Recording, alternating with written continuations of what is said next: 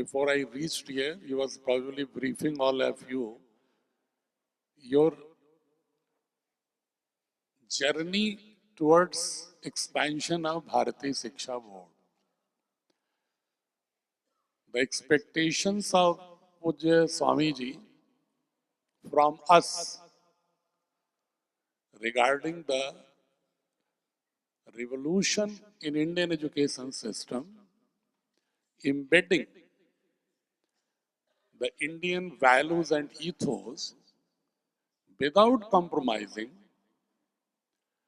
the modern knowledge creation, desired competencies for the 21st century skill. Generally, you will find in the vocabulary of education system that the student must be skilled, shaped and enabled for the 21st century skill. जो 21वीं सदी के लिए आवश्यक कौशल है, उसके अनुसार बच्चों को गढ़ना बहुत जरूरी है। ये सामान्य रूप से ये पंक्ति प्रयोग करते हैं जो भी भारतीय शिक्षण पद्धति या विश्व की शिक्षण पद्धति में जो भी प्रक्रियाएं चल रही हैं, विविध धाराएं चल रही हैं, everybody speaks about the 21st century skill. But we have to define what is the 21st century skill. Does 21st century needs some different kind of skill with comparison to the 20th century and the centuries before? And whether the 22nd century, the coming century, would need a different kind of set of competencies and skills? These are the basic questions ahead the 21st century students. Because we are here 2024. 2025 is knocking the door. Just after 28 days, 2025 will start, the January to 1st January. Now 1/4 of this century is passing. And 3/4 is we have to develop the competency to enable ourselves to be competent enough to survive, excel and explore ourselves in the 21st century skill. But parallelly, we have to shape the children, our next generation, in such a way that they can establish some foundational stones to be competent for 22nd century also. कोई भी generation, कोई भी पीढ़ी पिछली पीढ़ी से क्या बात करती है? जैसे आपका बच्चा होगा, ग्रैंडसन होगा, बेटा बेटी होंगी, तो आपसे 2 सवाल ही पूछती हैं। अगर थोड़े से भी उनका मैच्योर होता है तो दे आस्क ओनली 2 क्वेश्चंस। पहला क्वेश्चन ये पूछेंगे कि आपके सामने इस तरह की परिस्थितियां आई थी, जब कुछ इस तरह के सर्कमस्टेंसेस आए थे, कुछ इस तरह के कंसर्न्स आए थे, कुछ इस तरह की प्रॉब्लम्स आई थी, तो आपने इसको किस तरह से एड्रेस किया था, समाधान कैसे तलाशा था? ये चाहे 3000 साल पहले, 4000 साल पहले, 5000 साल पहले का अगर कोई हमारा पूर्वज की आत्मा हमारे सामने आ जाए, मान लीजिए साक्षात्कार हो जाए, तो बेसिक सवाल ये पूछेंगे कि 3-4 हजार साल पहले जब आप थे और उस समय क्या समस्याएं आती थी और उस समय समस्या का समाधान आप कैसे करते थे। और एक सवाल ये जरूर पूछेगी, दूसरा जो ज्यादा कड़वा सवाल होगा, कि जब आपके सामने समस्या आई थी तो आपने उसका समाधान क्यों नहीं किया था, क्यों टाल दिया था आपने अगली पीढ़ी के लिए, बर्डन के लिए, बोझ के लिए। और ये हमारे बच्चे हमसे जरूर पूछेंगे। कि 20वीं शताब्दी में इतने freedom fighters across the country sacrificed their lives to attain the freedom of the country. And they succeeded also. On 15th August 1947, new dawn of political autonomy, freedom, soured on Indian citizens due to the sacrifice of our great ancestors, freedom fighters. But the question remains whether the political freedom is in itself sufficient. क्या सिर्फ राजनीतिक स्वतंत्रता मात्र से हम पूरा जीवन हमारा स्वतंत्रता संपूर्ण हो गई? नहीं होगी। क्यों? क्योंकि political freedom can't survive without the freedom of thoughts, freedom of ideology, freedom of economic autonomy, even political autonomy can't survive. जीवित ही नहीं रख सकती राजनीतिक स्वतंत्रता जब तक हमें आर्थिक स्वतंत्रता ना हो, जब तक हमें सबसे महत्वपूर्ण है वैचारिक स्वतंत्रता ना हो। लेकिन दुर्भाग्य से वर्तमान पीढ़ी पूछे, जब हमसे कहते हैं ना कि why you are looking west, तुम पश्चिम की ओर क्यों भागते हो? You get the opportunity of building capacities within India, utilizing the resources of our country.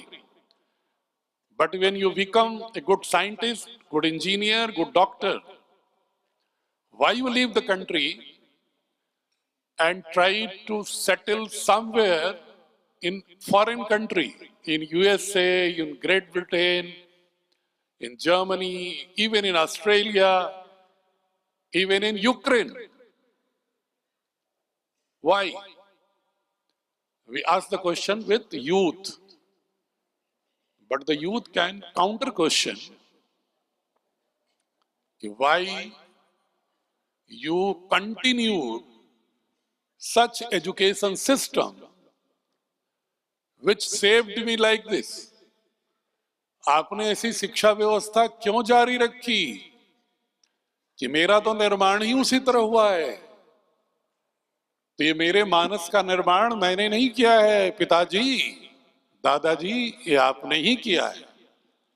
ऐसी व्यवस्था दे करके हमें, और दोष मुझे दे रहे हो। आपने ही सिखाया कि भारत की संस्कृति महान नहीं है, आप ही ने सिखाया कि हम खंड खंड हैं, आप ही ने सिखाया कि हमारी जो सामाजिक विकृतियां हैं, वो जो अंग्रेजों ने मैकाले के एजुकेशन के बाद जो टेक्स्ट बुक गढ़ी गई, जो जेम्स मिल की हिस्ट्री ऑफ ब्रिटिश इंडिया, रेस्ले का एंथ्रोपोमीटर regarding the defining the different species living in India, linguistic by Grierson, which floated narrative on the false conclusions that every language in India has a different identity, they don't relate with each other. They separated Sanskrit from South Indian language. They categorized the languages in 5 categories. This is a Aryan language, Dravidian language, Australoid language, Negroid language. And these stratification had created something very peculiar in my mind, that India is not a place worth living.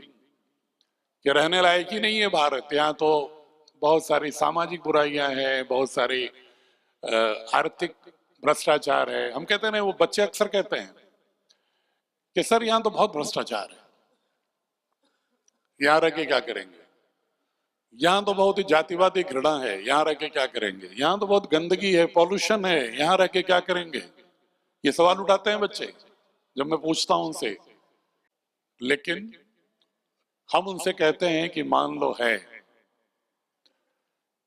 लेकिन इसको दूर कौन करेगा? कोई बाहर से आएगा, कोई एलियन आएगा, तो कहते हैं कि हमें तो ये नहीं मालूम कि पहले हम क्या थे। हमने कहा क्यों नहीं मालूम? बोले हमारे टेक्स्ट बुक में तो कुछ है ही नहीं ऐसा। If the textbooks do not have the glorious heritage of our rich culture, which is the oldest continued culture across the globe, सबसे पुरानी संस्कृति भारत की है, यह निर्विवाद रूप से प्रमाणित हो चुकी है। Historically it has been approved by all historians across the globe. अगर आप गूगल भी करेंगे which is the oldest culture civilisation, तो गूगल पर भी आएगा Hindu civilisation is the oldest civilisation. आप क्लिक करके देखिएगा।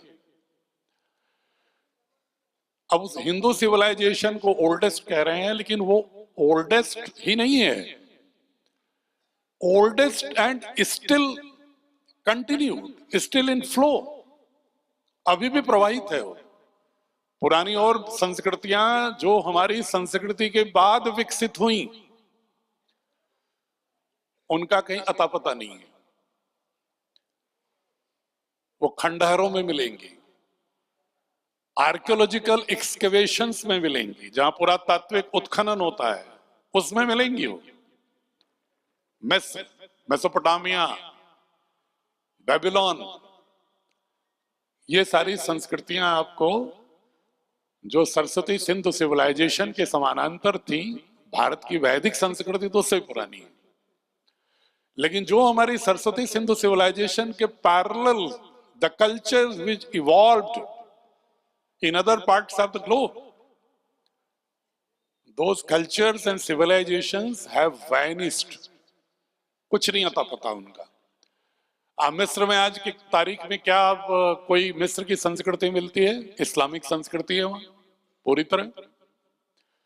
ईरान जो फारस के नाम से प्रसिद्ध था, और अवेस्ता की जो फिलॉसफी थी, ज़रथुस्त्र की, जो पारसी, जिनके बाद में एक शब्द प्रयोग होता है पारसी धर्म, Avesta was somehow parallel to the Vedic philosophy. लेकिन अवेस्ता पूरे ईरान में आप चिराग लेके घूमेंगे, कहीं मिलेगा क्या? समाप्त हो गई, पूरी की पूरी over powered by the Islamic invaders. In 9th century, 9वीं शताब्दी में मावई और यजीद का जब आक्रमण हुआ, तो ग्रीस, यूनान, फारस, ये सारी संस्कृतियां लुप्त प्राय होकर के एक नए कलेवर में आ गई, पुराना समाप्त हो गया। लेकिन भारत में इतने आक्रमण हुए, और पूरा इतिहासकार इस तरह पेंट करते हैं, कलर करते हैं कि जैसे लगता है कि भारत तो पराजितों का देश है। अरे पराजितों का देश फारस को कहो ना, ईरान को कहो, पराजितों का देश ग्रीक यूनान को कहो, पराजितों का देश मिस्र को कहो। ये जो हमारी माताएं बहनें शादियों के बाद सिंदूर लगाती हैं ना, ये भी 3500 BC बिफोर क्राइस्ट एरा ऐसी महिलाओं की फीमेल टेराकोटा मूर्तियां मिली हैं जिसमें सिंदूर लगे हुए। नहीं हटा पाया कोई, संस्कृति हमारी नहीं रोक पाई, कोई दूसरे युद्ध आक्रमण नहीं रोक पाया। चूड़ियां, बाजूबंद महिलाओं, ध्यान करते हुए शिव। और सबसे अच्छी बात आपको प्रसन्नता होगी कि पूरी दुनिया में ओल्डेस्ट एक्सकेवेशंस में साइट्स टेराकोटा की मिली हैं योग करते हुए मनुष्यों की, जिसके आप सभी लोग प्रतिनिधि हैं, समर्थ प्रतिनिधि हैं पूज्य स्वामी जी के नेतृत्व में। ये 3-3 हजार साल पहले, मतलब आज से 4000 साल पहले की उत्खननों में, और भी पहले की होंगी, वो तो डेटिंग जो भी साइंटिफिक टेक्नोलॉजी है उसकी जिस लेवल तक डेटिंग कर पाती है उसके आधार पर उन्होंने बताया। तो योग करती हुई मूर्तियां टेराकोटा की। आप हवन कर रहे थे मेरे ख्याल से इससे जस्ट पहले, उनके सरस्वती सिंध सिविलाइजेशन में there were 3 layers in the urban settlement, upward, middle and lower level as according to the height. ऊंचाइयों के आधार पर था कि भाई अलग अलग 3 तरह के स्तर पर शहर बसे हुए थे। प्रत्येक में, हर घर में एक हवन की वेदी मिली है एक्सकेवेशन। जिस सरस्वती सिंध सिविलाइजेशन को James mill and their followers tried to distinguish Saraswati Sindh civilization from Vedic era. They say there was an Aryan aggression. Aryan came from steppe region, which is presently Ukraine. They came from Ukraine, steppe region, bifurcated in 2 teams, one towards Faras, one towards India, and attacked Saraswati Sindh civilization, demolished Dravinian kingdom, and forced Saraswati Sindh people to move from north to south. This is the wrong history which we are learning in our textbook since last 100, 200 years. This is created by James Mill on the false conclusion, false narrative, to divide the whole Indian diaspora between North and South, Arya and Dravin, on the basis of race, on the basis of language. Very ridiculous. And still we believe in it. आप देखते हैं ना, इसलिए अभी भी दक्षिण भारत और उत्तर भारत में सांस्कृतिक समानता होते हुए भी, लेकिन मैकाले की शिक्षा के बाद का गढ़ा गया टेक्स्ट बुक करिकुलम सिलेबस थोड़ा थोड़ा दिमाग में विष डालता है। लोगों के दिमाग में जब ये सुनते हैं ना कि भाई आर्यन एग्रेशन हुआ और भगा दिया दक्षिण की ओर, तो दक्षिण भारत के लोगों में कहीं किसी न किसी रूप में मनोविज्ञान में आता है भाई, मानस में, कि हमको इन लोगों ने भगा दिया और हमको साउथ में घसीट दिया, विंध्य पर्वत के दक्षिण। ये भाव भर दिया गया, गलत। एक ये बताइए कि आप जितने लोग यहां बैठे हैं, अगर हम एक एनालिसिस करें on the basis of your structure of the body, the length of nose, the type of nose, the length of your forehead, eyes, your height, your color. If you try to analyze and classify in the name of racism, how many species are present here, suppose in this 500, 600 gathering, 500-600 लोगों में कितने लोग किस किस प्रजाति के हैं? If you believe Risley, जिसने 19वीं शताब्दी के पूर्वार्ध में मैकाले के विष को फैलाने के लिए, हमारे टेक्स्ट बुक में डालने के लिए गढ़ी गई कहानियां, वो क्या कहता है कि 9 species are living in India, 9 तरह की प्रजातियां रहती हैं। कहता है Scythian Aryan, Indo Aryan, Dravidian Aryan, Iranian Aryan, Dravidian Australoids, Australoid Negroids, द्रविनियंस।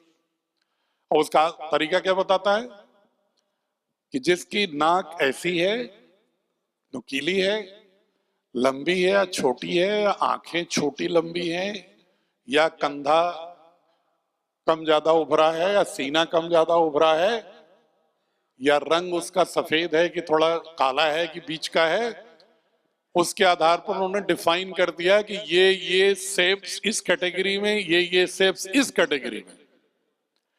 तो यहां जितने लोग बैठे हैं, जो हमारे फैमिली मेंबर्स हैं from Telangana, Karnataka, just look at your neighbours, तो आपको लगेगा ये तो दूसरी कैटेगरी के, ये तो दूसरी प्रजाति के। ये ऐसा विष They have floated the poisons in our cultural ethos and they divide us. And still we are following that narrative to some extent. अभी उस narrative से हम बाहर नहीं जा रहे हैं, इसीलिए कभी भाषाओं का झगड़ा होता है, कभी कभी रीजनल ऑटोनॉमी का झगड़ा हो जाता है, क्योंकि हम आचार्य चाणक्य के अखंड भारत की जो अवधारणा थी उस स्पिरिट को अपनी एजुकेशन सिस्टम में पूर्णतः ला ही नहीं पाए। तो ये लाने की जरूरत है कि नहीं? जरूरत है। वैचारिक स्वतंत्रता चाहिए, क्योंकि विचार ही केंद्र में है। Have you heard about Yoga Vasishtha? I'm asking from our South Indian friends. Yoga Vasishtha. All of you know about Bhagavad Gita? Bhagavad Gita कितने लोग जानते हैं? सभी लोग जानते हैं। स्वामी जी तो रोज ही दैवी संपत्ति के 3-4 श्लोक रोज ही याद कराते हैं। कभी कभी बगल में बैठ के देखते हैं कि ये देते हैं कि बोलो अपने लोगों से। मैं देख रहा था जो बहनें आई थी, माताएं, तो स्वामी जी अपना बोलते बोलते चले गए, सब लोग साथ साथ बोल रहे थे, स्वामी जी ने माइक, अब वो बहन जी थी, वो अचकचा गई, नहीं बोल पाई। तो लेकिन भगवत गीता सभी जानते हैं। मेरे ख्याल से मेरे राजस्थान महाराष्ट्र के भी दोस्त जानते हैं और तेलंगाना, आंध्रा, कर्नाटका के, अक्रॉस इंडिया। लेकिन योग वशिष्ठ का नाम कितने लोग जानते हैं? हाथ उठाइए। कुछ लोग तो हैं, बहुत बधाई आपको।